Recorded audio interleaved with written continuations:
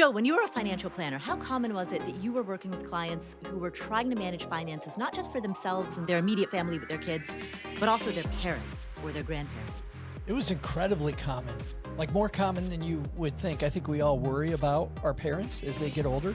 We want to help them age gracefully, and we want to make sure that everybody's happy. And they changed our diapers when we were little, so we want to return that favor. So we want to change them when they're old. That's right. Change them again. Exactly. It all comes full circle. Well, we're going to answer a question today from a caller who is worried about her mom, financially speaking. And there are limitations to what she and her sister are able to do. And we're going to talk through what next. It's one of the hardest questions in financial planning. We're also going to chat about ADRs, which you'll find out what they are midway through the show. And we're going to discuss credit card rewards. All of that is coming up right now. Welcome to the Afford Anything podcast, the show that knows you can afford anything, but not everything. The show covers 5 pillars: financial psychology, increasing your income, investing, real estate, and entrepreneurship. It's double I fire. I'm your host, Paula Pant. I trained in economic reporting at Columbia. Every other episode-ish, I answer questions from you. And I do so with my buddy, the former financial planner, Joe Saul-Sehy. What's up, Joe? Hey, Paula, super happy to be here. I hope everybody's having a great summer. And we, like you said earlier, we've got some great questions. Incredible questions. Our first question comes from Anonymous.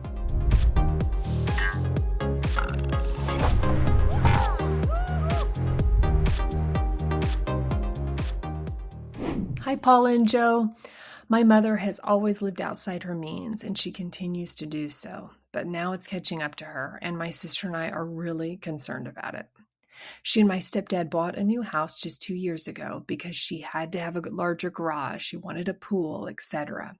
We knew it was far outside of their means when they did it and expressed our concerns to some extent, but they moved on ahead. Now they are house poor, and so they're having to sell it. They're also having marital problems, and she wants a divorce. The problem is her take-home pay from Social Security and a small retirement is about $2,800 a month. Her husband's isn't much better. Meanwhile, even a one-bedroom apartment in the area where she lives, which is near my sister, is like $2,000 a month. So the math of living alone just doesn't math. But she doesn't want to move, and both my sister and I live in very high cost of living areas, and we don't want to move either. She also has a car payment and medical bills.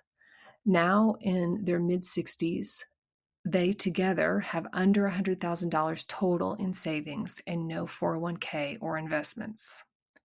This messy situation is a combination of unlucky breaks, like having to go on long-term disability during prime working years, health issues, and marital problems.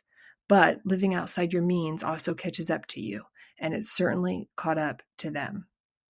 My sister and I are both in good financial positions now with successful careers, and our husbands have successful careers, so we probably could help. But we don't really want to give her several $100s a month for the next 25 years or so. That feels pretty unfair considering their lifestyle. When my sister and I have had to work since the moment we turned 16, we've had to be frugal and figure out money on our own and make thoughtful, calculated decisions and work like crazy to get where we are. And Paula, thank you for all the good advice. That's helped too. We also have adolescent children and are trying to pay for extracurricular activities and save for college while covering all the other expenses families have and save for our own retirement. This is a lot to unpack, believe me, I know, but I guess the question boils down to this. How do you help a parent who is in a legitimate financial crisis but is unwilling to make the drastic lifestyle changes necessary? Some may say you don't help, but this is our mother, so at some point her problems become our problems. Moving in with either of us is not a viable option, so what else might you recommend, and to what extent should we meddle now in hopes of lessening the cost to us later? And if we have to supplement, should we buy a rental house and let her live there so at least we can be building equity? Thanks for any tips and advice you can offer. Anonymous, thank you for your question. The first thing I want to say is I'm sorry that you and your sister are facing this. And also, congratulations to you and your sister for how hard you've worked and for everything that you've built. It sounds as though both of you have incredibly vibrant, successful, fulfilled lives that you have worked incredibly hard for. So Huge congratulations to both you and your sister for everything that you've achieved. And now let's talk through what to do about your mom. There's a lot to unpack here. And I know, Paula, you and I were so excited about helping with this question that we talked a little bit behind the scenes. Yeah, And my advice is broad and yours is more specific. So why don't I kind of paint the broad foundation and you go from there? perfect. We'll see if you agree with my broad foundation because Ooh. we didn't tell each other what we were going to say. Yeah. We did talk about directionally where we were headed. So my advice is just whenever I saw this working with families, 100%, you have to help your parents. You have to. And I can hear the frustration in your voice and I get it, whether it's a parent, a sibling, a child who is in your estimation throwing away money or not taking advantage of opportunities to help themselves, it gets really frustrating. So that's why my core advice is around this. I don't think helping them financially, AKA giving your mom money, helps anyway. I think it's a little bit like when they train people to scuba dive, or the old thing that you hear people talk about with airlines. If there's a problem, put on your own mask first, right?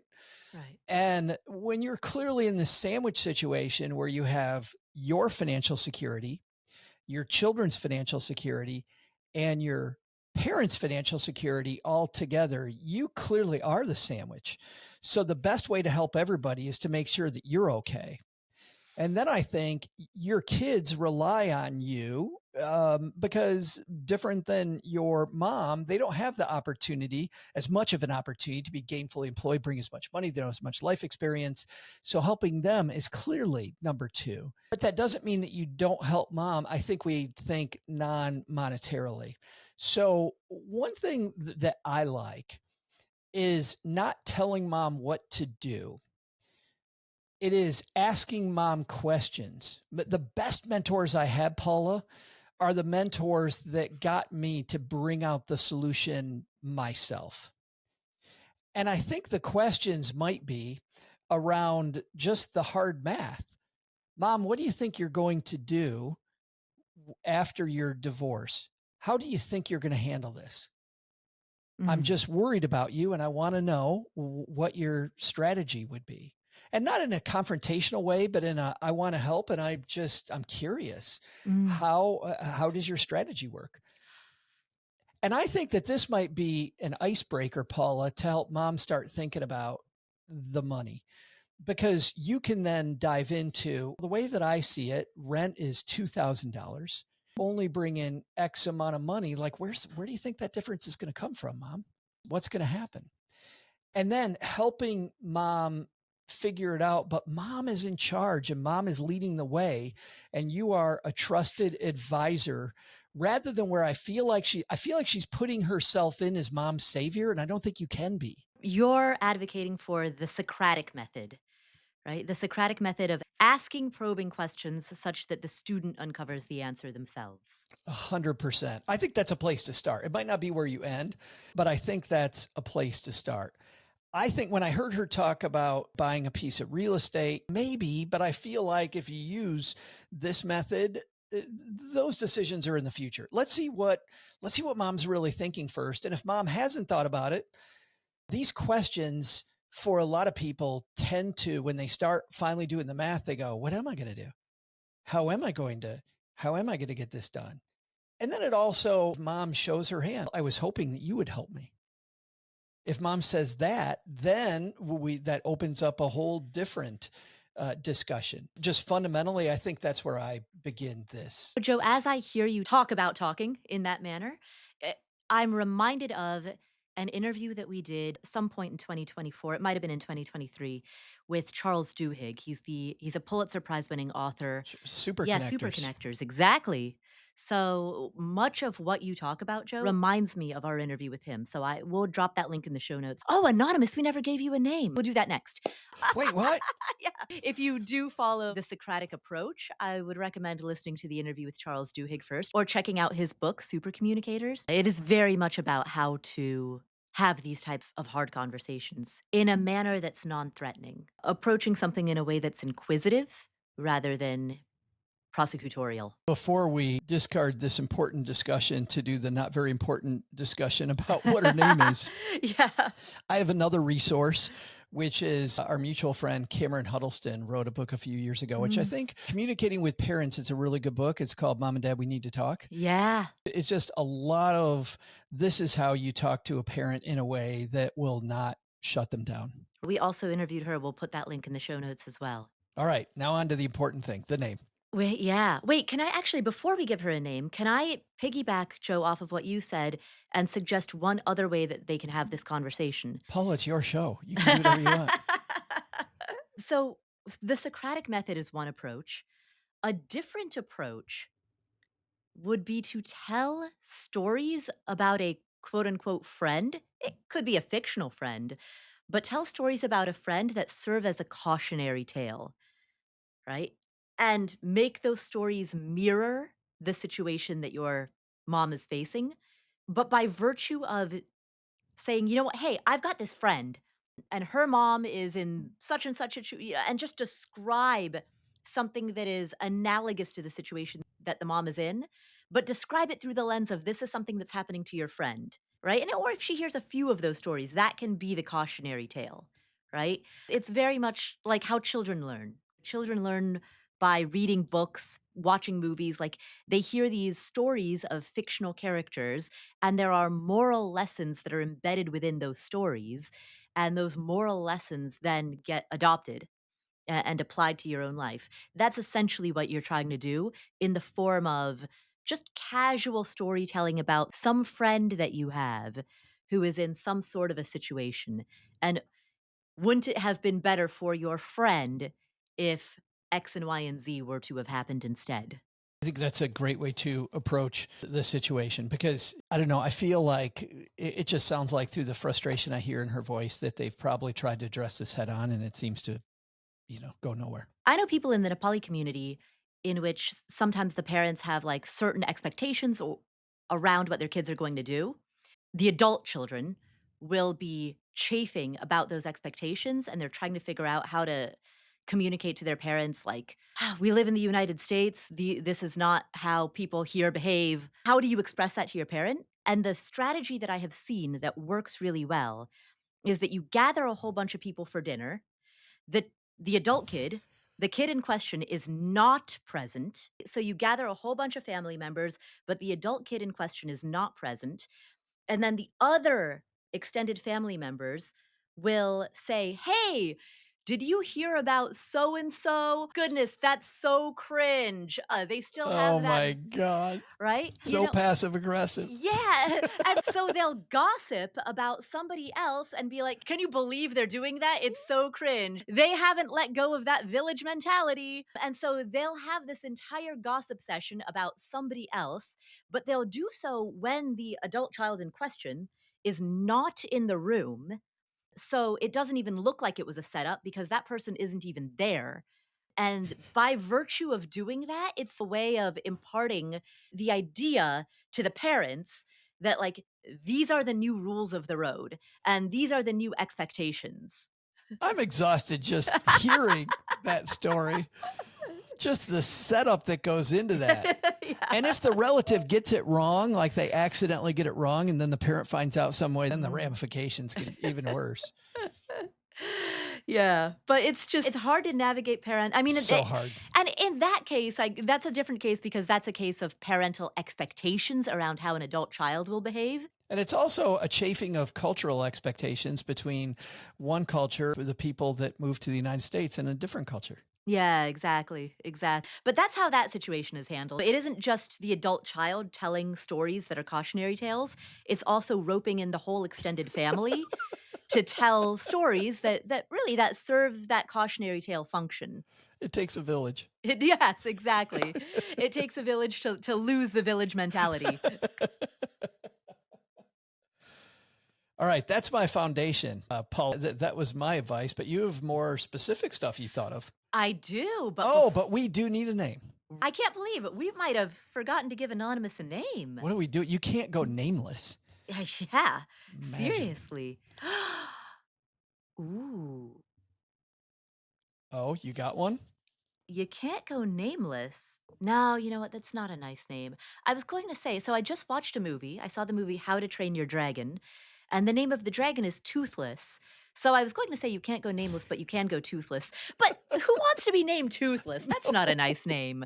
Let's No. not do that. Let's not do that. No. I saw a good movie recently. Oh, what'd you see? Well, the critics liked it a lot better than people did. And it's funny because I went and saw it with my spouse, Cheryl, and Cheryl did not love it. And I thought it was really good, but I thought the script was really good. The message was really good. It's called The Materialists.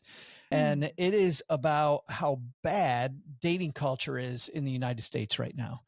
And it basically is we're trying to check boxes versus seeing each other as people. So Dakota Johnson is a matchmaker, and then Chris Evans is her ex-boyfriend. Pedro Pascal is a guy that she meets during this whole dating scene, and it goes through her experience. In her experiences, talk about cringe, by the way, some of the things that her clients expect. Dude in his late 40s says, you know what, I've been dating these women in their early 20s and I just don't like that anymore. So I think we make them a little older. And she goes, oh, okay, I've got this woman. She's closer to your age. He goes, how old? Like 36. He goes, oh, I don't want to go over 29. When I said older, we're all checking these boxes instead of letting people be people. So materialist. But anyway, we could call her Dakota because this movie's about relationships. She's trying to get this relationship really working for mom's relationship with money, her relationship with her mom and her sister. Maybe she's Dakota. That's beautiful. That's a great name. That's way better than Toothless. I could see her driving down the road going, please don't call me Toothless. Please don't call me Toothless. Oh, it's a beautiful dragon. I love the dragon. And if you know the story, it is a great name. Yes, exactly. But yes, anonymous, your name will be Dakota. All right, so let's give Dakota more specific advice, which now that we set the table about how to address it, Paul, I think you've got that. So I'm going to throw out two specific ideas that are a little bit out there. And so when you hear them, and I'm saying this for everyone who's listening, because I'm sure there are plenty of listeners who are in a similar situation. When you hear the following two ideas, some of you are going to have knee-jerk reactions of, whoa, that's way too out there. That's not realistic for me. And others of you will say, huh, that's creative. It's clever. It's interesting. I hadn't thought of it. Maybe that might work. Also, what she asked for, Paula, was much more a brainstorming session. Like, what can I do? Yeah. What opportunities haven't I thought about? Here are two potential ideas. One, Dakota, you mentioned that you have adolescent children, and your sister, I believe, also has kids who are maybe also adolescents. I know, of course, adolescents don't need the level of childcare that a young child might need, but are there any things related to the upbringing of the kids or the running of the household that you could pay your mom to do? In other words, could you hire her? Could you hire her to help? I don't know if they have driver's licenses yet. Could you hire her to help drive them around? Could you hire her to help cook meals? Could you hire her and pay her to assist with domestic tasks or childcare? If so, it would be a win-win. I have friends, Eric and Callie, who had a long post on LinkedIn, by the way, Eric did, Paula, about this very thing, that this wasn't even on the table in January for their family. A friend of theirs said, you know what, we hired a house manager and she preps meals for us, does a lot of the behind the scenes dealing with just everything around the house to shuffling kids. To your point, he said, for them being busy people, it paid for itself almost immediately. Great person to have in the house, because what they didn't want was to have less time with their children. They want to have quality time with their kids, and not time when we're just doing the random stuff where I'm not paying attention, kids not paying attention, hand that off to somebody else. If grandma can do that, you could pay her for it. There's so much minutia around, we got to return these packages to Amazon. We've got to buy a garden hose. We've got to coordinate with a sprinkler repair guy. Your ability to come up with minutia is ninja level. Thank you. The sprinkler repair guy and buy a garden hose. And by the way, to let everybody know how ninja level this is, Paula doesn't even have any grass in her house. I live in an apartment. There's no lawn anywhere, and she's coming up with lawn analogies. That is freaking ninja. I do have rental properties I have to manage lawn care for. So All right, but still. I was on customer service chat with a lawn care agency yesterday. So that's probably why it's on my mind. There it is. For a property that's located in Georgia. All right, not as random as I thought it was. It's also summertime. Summertime it's when those things happen. But there's all of this like minutia around running a home. Can you pay mom to help with that? It'd be great for the kids to have more time with grandma. So it's a win in that regard as well. So that's one idea. The second idea, and this is literally way more out there, would your mom be open to living in Thailand, in Mexico, in Colombia, in a country where the dollar goes a lot further? And not necessarily forever, but would she be open to living there for a couple of years so that she could save up some money? Would she be open to maybe spending half the year there and then half the year in the US? Would she be open to the expat lifestyle? I know several people whose parents were unprepared for retirement in the United States, but who discovered that there are these vibrant expat communities in Medellin, in Panama City, in Cuenca, in Ecuador. There are these very vibrant expat communities where you can live a very good life at a fraction of the cost of what you would pay here in the States. So would your mom be open to a geo arbitrage adventure?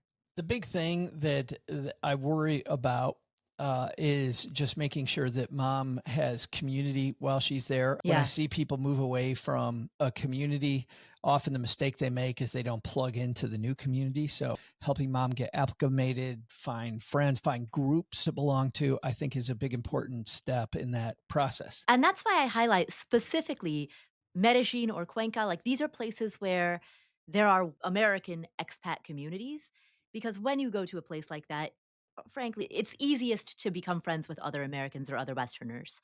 And so places that have a concentration of other retirees, other expats, are the places where you are most likely to be able to form that community.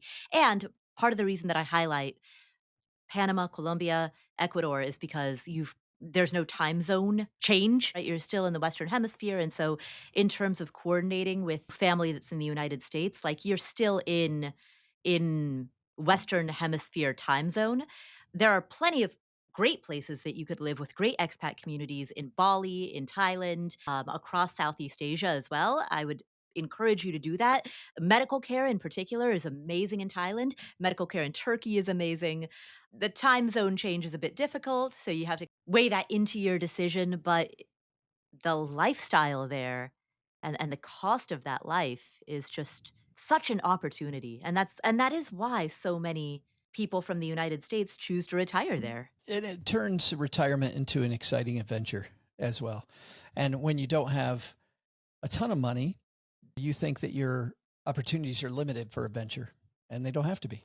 Exactly. I know not everybody is going to be open to an idea like that. Even if your mom's not open to it, if you think that there's a chance, maybe go on a vacation there with her.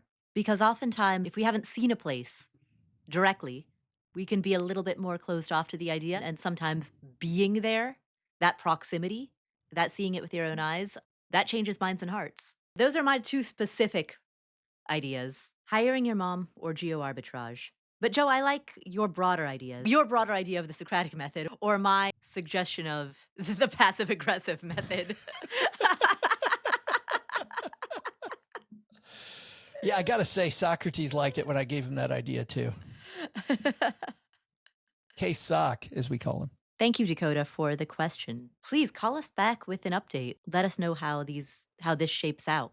Up next, we're going to unpack a financial tool that you may not have heard of, something we've never talked about on this show before, ADRs. Our next question comes from Shannon. Hey, Paula and Joe. Shannon here, just calling into my favorite podcast with a Q for the Q&A. Here it is. What do I need to know if I'm considering investing in American Depository Receipts, or ADRs? Now, In case any of it matters, here's some context. After going through a divorce 9 years ago, I started over from nothing. I have since saved up about $130,000, mostly in retirement funds now being directed along the efficient frontier, as well as some cash in a high-yield savings account for a home purchase in 2 to 3 years. I'm now 39, hope to retire early, and I also have no debt. I recently decided that I want to put a small amount of my portfolio towards individual stocks as a fund, so to speak. I'm talking about 2 to 3%, certainly no more than 5, and I have identified the companies I want to invest in. But here's the catch. They're based out of Finland and Switzerland. So they're not primarily listed on US stock exchanges, but apparently both companies offer American Depository Receipts that trade over the counter in the United States.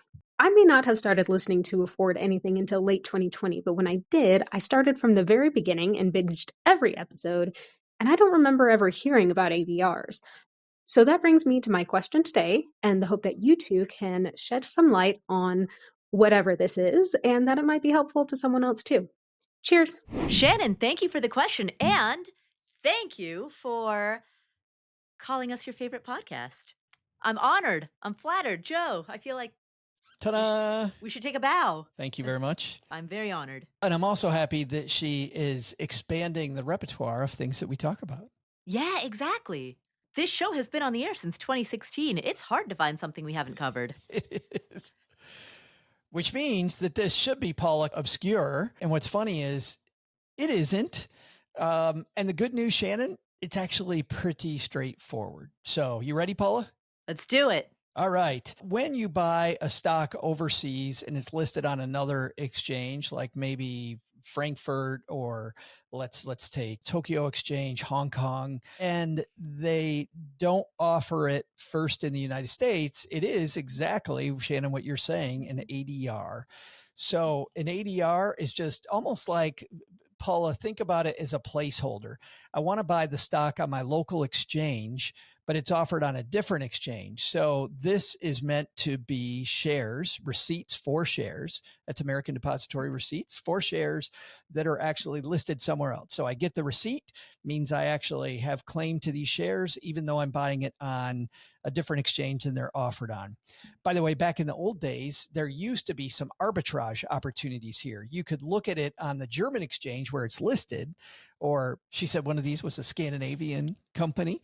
Look at that exchange and then look at it on the New York Stock Exchange, and the price is a little different, Paula. So you buy it on one and then you sell it on the other right away, and cha-ching, you make a little bit of money. But guess what? All the short-term high-frequency traders have really eliminated that, which is good, because all this is exactly, Shannon, what you're looking for. It's just you're buying the company that you want to buy in a straightforward manner. There truly is nothing magical or different than buying the stock. Now, the Uber nerds out there know that there are, if you really dig deep, okay, maybe, but for every purpose I've ever had, and I've bought a bunch of ADRs in my lifetime, you're just buying the stock. It's the way that you buy the stock in a foreign company. So I think, as we always do here on Afford Anything, we should broaden this out, because truly that's the answer. We're done. Ta-da! That's it.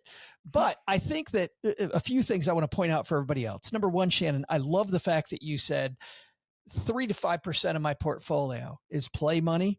Love that, Paula, and I know you do too. Yeah, absolutely. It's the perfect setup because we all know that the majority of our portfolio should be in buy and hold long-term index funds. But the problem is, particularly for people who are interested in personal finance and who are interested in investing, it's so tempting to invest in the latest hot fad.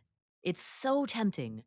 And so rather than resist and then one day cave and binge, like, why not just give yourself a little bit of play money? If you use a nutrition analogy, like a nutrition and diet analogy, it is the equivalent of having 1 or 2 meals per week where you're like, on Sunday night, anything goes. Sunday night is my anything goes meal.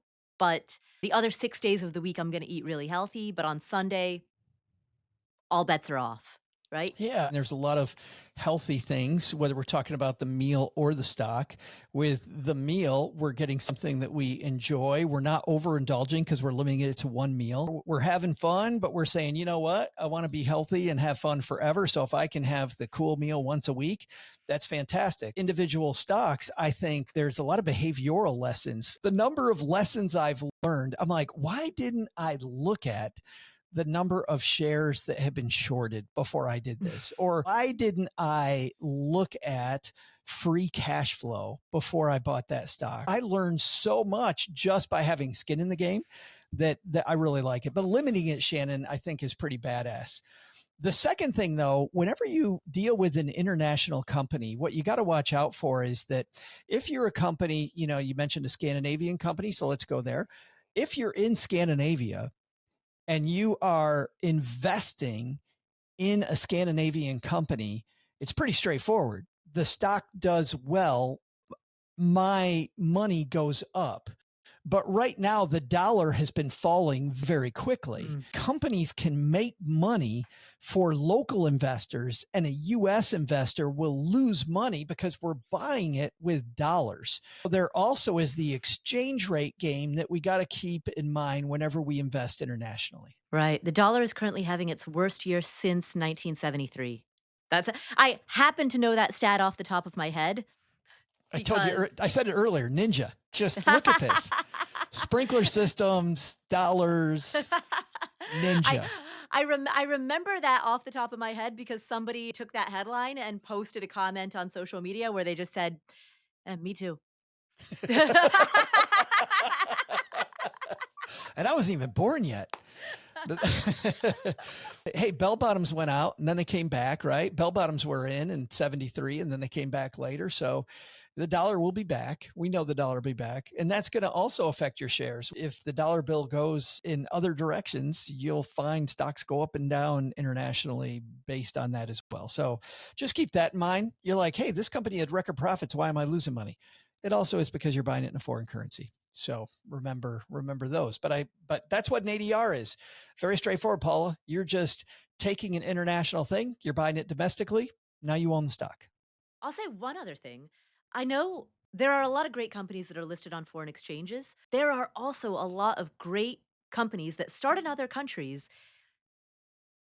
that decide to list themselves on US exchanges. In Sure. fact, the London Stock Exchange in particular is struggling because companies don't want to list there. There was a big article in The Economist, which is a British magazine, big article in The Economist about this, about how even companies that are UK based would rather list on an American exchange.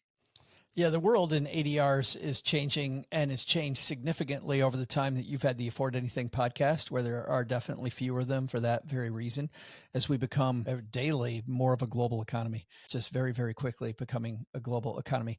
There's one more thing we should mention. If you're buying an ADR or a foreign stock inside of a brokerage account, a non-IRA brokerage account, and you have dividends that are paid out, you may have some foreign taxes that are due. Depending on the country, I would look into what my foreign tax burden might be before I do that. Often it's very straightforward. You just got to file one more form that you've got and your tax software picks it up really easily. But I think we should also talk about that. When you invest internationally, that can create some additional tax reporting that you wouldn't have if you stayed domestic. That said, I like the diversification, and it truly isn't onerous. Just, I think, checking all the boxes, Paula. That's a box we need to check that you might have another tax form. Thank you, Shannon, for the question, and have fun with international investing. Up next, we're going to talk credit card rewards and credit scores. Our final comment today comes from Jennifer. Hey, Paul and Joe. This is Anonymous, or Jennifer, as you named me in my previous question. I had called in a couple months ago to ask about potential downsides of putting my vacation expenses on a credit card and paying them off at a later time. I really appreciate your insights. And to clarify, you had questioned whether I actually had the money to pay it back now and was able to do so. The answer is yes. I have plenty in my savings account. If in the worst case scenario, I need to pay it back immediately, I can. But basically, I was just trying to game the system in order to invest my money now and pay my expenses later. But I had asked you what potential downfalls are to using this method. And guess what? I came across one. After so many years of trying to game the credit cards and take advantage of their interest-free 15 months or 18 months, I finally got gamed back. I got rejected by a credit card for the first time ever the other week because I had opened too much credit in the last 24 months. Also, interestingly enough, the credit score that was being reported from certain credit bureaus, I believe TransUnion was one of them, was reporting my score in the 800s. But when my credit card rejection came back, they had used Experian and my credit score was around 750. So it was about a 50-point difference between one credit bureau to the other. Anyway, just thought I'd follow up and give you a new downside I just discovered on the credit card opening game that I've been playing for a while now. Anyway, thanks again for answering my question, and thanks for all you do. Jennifer, thank you. First of all, thank you so much for calling back and sharing that update. This is one of my favorite things, Joe, when people call who have previously called in with a question. So much of the time, we never hear the follow-up. So one of my favorite things, Jennifer, and thank you for doing it, is calling with a follow-up and sharing what happened. And how about those surprises? Exactly. Yeah. The additional downsides that you have listed, they're huge. And that's a big part of the credit card game. That difference between credit agencies, Paula, of 50 points, it sounds like forever, but that's not as uncommon as people think. Exactly. That is why we have 3 credit bureaus. It's the check and balance of knowing that your true FICO score is going to draw from all 3 of those credit bureaus, TransUnion, Experian, and Equifax. Sometimes you're going to be evaluated just on one of the 3, which sucks, but that's how some companies do it. But between her scores, not a big difference in who's going to give you credit and who's not. There's some that want it really close to 800 or maybe over 800 if you're looking at those tippity top cards. But most creditors, Paula, between those 2 credit scores she's talking about, you're not going to find a significant difference. How about I opened up too much credit, or I applied for too much credit in the last couple of years? This is why I think they tell people I don't know who they is, don't go apply for credit that you're not going to use, because of the fact that if you get these hard credit pulls too often, then you need something in the future. There's potentially you won't get it because of Jennifer's cautionary tale. That's a difficult place to be. In fact, it's funny. Another one, Jennifer, that happened to us. So we are adding on the back of our house. We found this clearance deal at Crate and Barrel, which, by the way, if you find a clearance deal at Crate and Barrel, that brings it down to the price you pay anywhere else. But they were going to give more money off if we used a Crate and Barrel credit card. No annual fee. We pay it off. Like you, Jennifer, we already have the cash. Cheryl already had that from a previous sale that we had found. And she's like, yeah, but she didn't have, Paula, enough credit. So the salesperson goes, we'll just get you more. She goes to get more credit and they deny her. They deny her more credit. And they said, we'll send you the reason in the mail. And Cheryl's got it 830, 840, 850. Like she's up at the top with her credit. So then we decide, the 3 of us, I will open up a Crate and Barrel new credit card to get the additional money, a lot of money they were going to give us. Wait, the 3 of us decide? You said? Yeah. Cheryl, the salesperson, and me. I was like, wait, who's the third? In my head, I was like, maybe Joe's talking about he's working with his own financial advisor. No, with the salesperson. With the sales lady. Because the sales lady's got us on the hook, right? Like, yes, we will save even more money to bring this down to an even more reasonable price. So I apply for the card. My credit is low 800s. They offer me far more credit than Cheryl has. Wow. Far more credit, which is hilarious because if you look at the current state of stuff, I have a podcast. I make decent money. My spouse loves her job, but she makes way more money than I do. And she has a better credit score. They would not give her more credit, but they would give me credit. Now, what's funny about this, and this is why, Jennifer, we talked about having the cash set aside. When that card came, which I also, by the way, am never going to use, we used the credit. We paid it off. Done. I'm not doing anything with Crate and Barrel. Crate and Barrel, not doing anything with that card. You know what's amazing The interest rate on that credit card, Paula, what do you think the Yeah. interest rate is on the Crate and Barrel credit card? In the 20s, I'd say over 20%, but under 30%. That's going to be my guess. 33%. Jeez. 33. I can't even say it with a straight face. Wow. That's why, and Jennifer already knows this, but that's why we asked Jennifer immediately, do you have the cash? Got the cash and you could play the game. We played the game. Jennifer, you played the game. And now, yeah, I just take the credit card, cut it up, cancel as soon as they will let me, and we're good to go. So that brings up, Paula, a couple other dangers that I thought of, Jennifer, while you brought up this topic. You know, Paula, why they denied Cheryl more credit? Too many recent hard credit pulls? No. Ooh. Then She what? hadn't used that Crate and Barrel card in so long that they just weren't going to give her more credit. Is that amazing? Wow. She says she's got great credit and she just goes, hey, I just want to make this line bigger so I can put this sofa on it. No, yeah, you haven't used it. We're not going to give you more. We'll keep it open the way it is, but we're not going to give you more. If you are looking to extend a credit line, I think you go to the places that you use first and then places that you haven't used as much. That was so wild, crazy. And then the second thing is a lot of people, Jennifer, play this credit card rewards game where they get the bonus points and then they cancel the card. And you really got to watch out because, as an example with Chase, there's a time limit you have to respect between canceling that card and then re-signing up to get it again. And as an example, another example, American Express, you can only get the bonus points once for each of their cards. American Express goes, you're not playing the game. You're not playing it at all. You're going to get the bonus point one time. And then if you cancel the card and you get it the next time, there will be no bonus program for you. We have you on file. So make sure you know before you try to recycle your bonus point program, if you're playing the credit card reward game, how long it is you have to stay out of that point program. And in the case of American Express, it's just, if I get rid of the card, should I just get rid of it forever? Because I'm not getting bonus points again. Right. And I'll just reiterate, I think I might have said this on the last show, but my favorite technique for keeping that credit score high is pay off the balance on your credit card multiple times throughout the month. This is so that your debt utilization ratio is super low.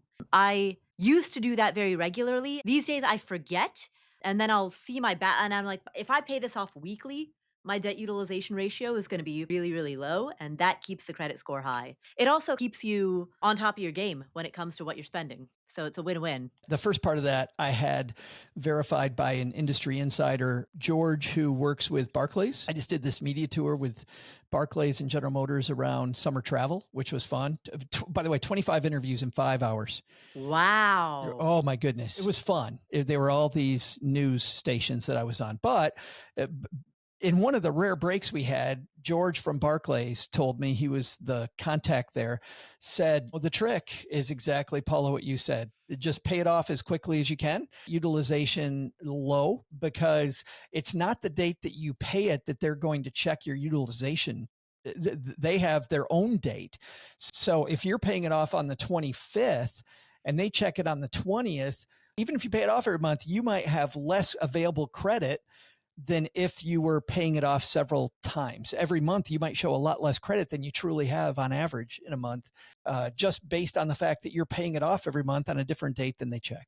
They have some arbitrary date, and you don't know what that date is, which is when they're going to be looking at that snapshot. So in order to, since we don't ever know what that date is, just always be prepared for it by virtue of just constantly paying that balance off. And I like that, but I like the other part of that, what you said, even better, because I think behaviorally, just pay it off right now. If you got the cash, just pay it off right now. Right. Don't wait for the statement. Don't wait for the due date.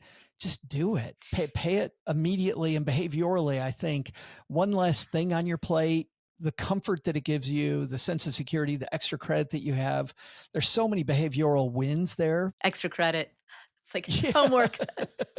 But yeah, you do your homework and you get extra credit. There you go. A++.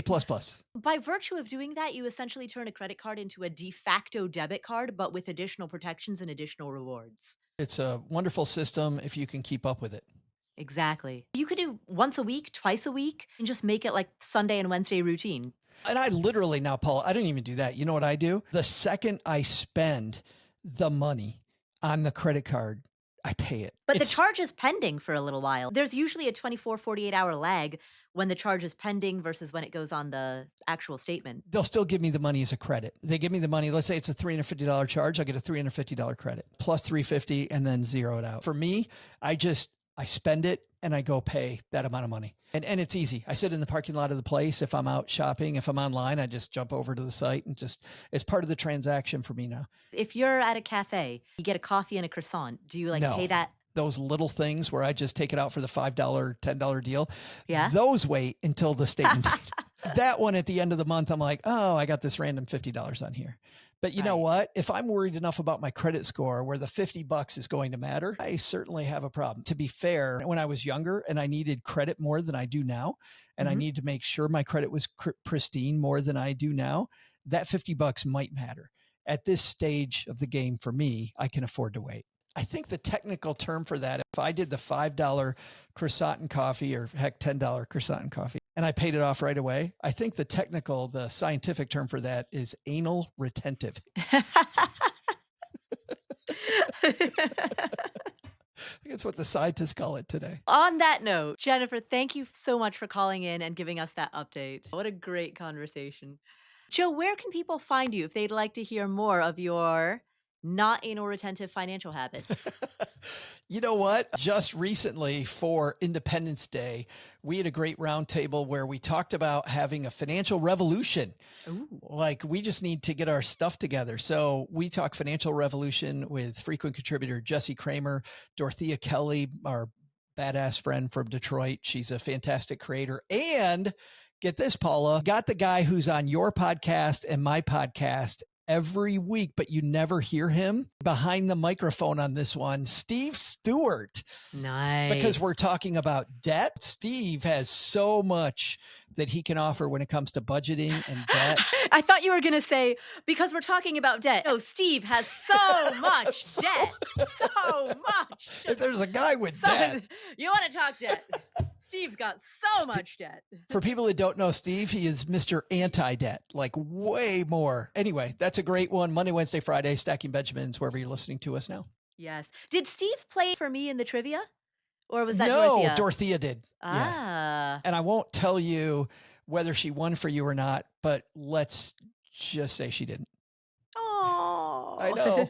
Wait. Well, you know what? I'll ask this off camera. No, All right, I'll deal. ask it on camera. Did another point go to OG? I can't tell you. Ah.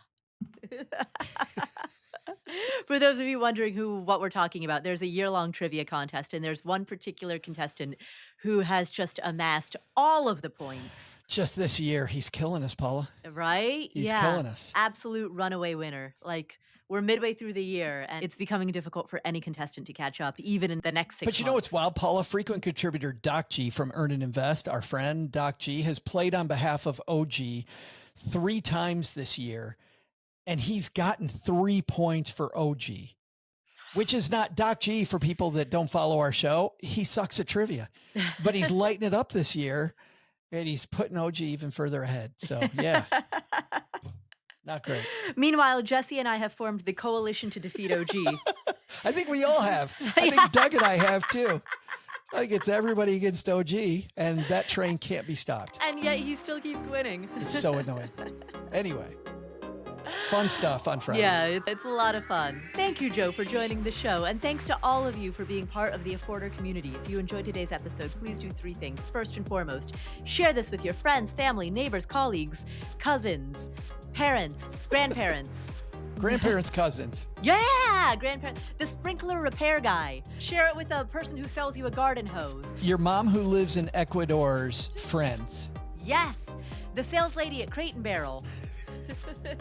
Share this with all of them, because that is the single most important way that you spread FIIRE. Second, subscribe to our newsletter, affordanything.com/newsletter. And third, join our community, affordanything.com/community. And can I throw in a fourth? I'm going to throw in a fourth. Open your favorite podcast playing app, hit the follow button so you don't miss any of our amazing upcoming shows. And while you're there, please leave us up to 5-star review. Thank you again for being an afforder. I'm Paula Pant. I'm Joe Saul-Sehy. And we'll meet you in the next episode.